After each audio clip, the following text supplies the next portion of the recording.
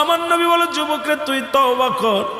নবীজির কদমে তওবা করলে আমার ভাইরা তওবা করে মাফ চাইলেন। আজকে আমরা এত অন্যায় করেছি, একবার বসে চিন্তা করে। আজকে আমাদের পাপের কথা যদি আমাদের ছেলেরা জানতো, ছেলেরা জীবনেও বাবা বলে ডাকতো না। আপনার পাপের কথা যদি আপনার বিবি জানে, জীবনে আপনার বউ আপনার ঘর করবে না। বিবি বলবে, স্বামীরে তুমি আমার তালাক দিয়ে দাও, আমি তোমার সাথে আর থাকবো না, এক ছাদের নিচেই থাকবো না।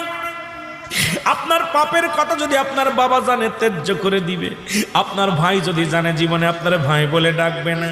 আপনার পাপের কথা যদি এলাকার চেয়ারম্যান মেম্বার জানে, আপনাকে এলাকার মধ্যে রাখবে না।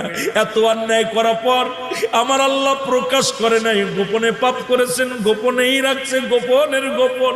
সেই আল্লাহরে কেন কানবেন না? এত হাসি কেন, এত রহস্য, এত তামাশা কেন?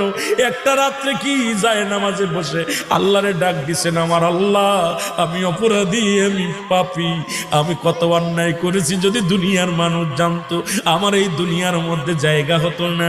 আমার আল্লাহ তুমি আমারে মাফ করে দাও।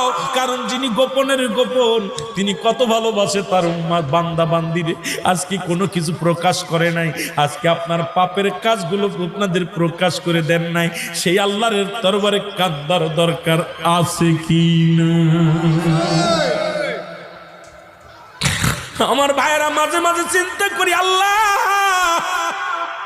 বয়স 43 পা দিয়েছি, বাবারে কখন যেন মৃত্যুর ডাক পড়ে যায়। মনে হয় আমি বাচ্চা বয়স, আসলে না রে বাবা। 43 পা ফেলাইয়া দিছি, আর 2-1 বছর বাঁচবো কি জানি না। কখন যেন মালাকুল মাউত এসে যায়, কখন যেন ধরা পড়ে যায়। বাবারে কখন যেন আপনাদের একদিন শুনবেন রুহুল আমিন সিদ্দিকী আর নাই, এই দুনিয়ার মায়া ছেড়ে চলে গেছি। ওই যেদিন মসজিদের মাইকেল খাম পড়ে যাবে, আমার ছোট্ট একটা বাচ্চা আছে, আল্লাহ এই ছেলেটা একটা গজল গায়।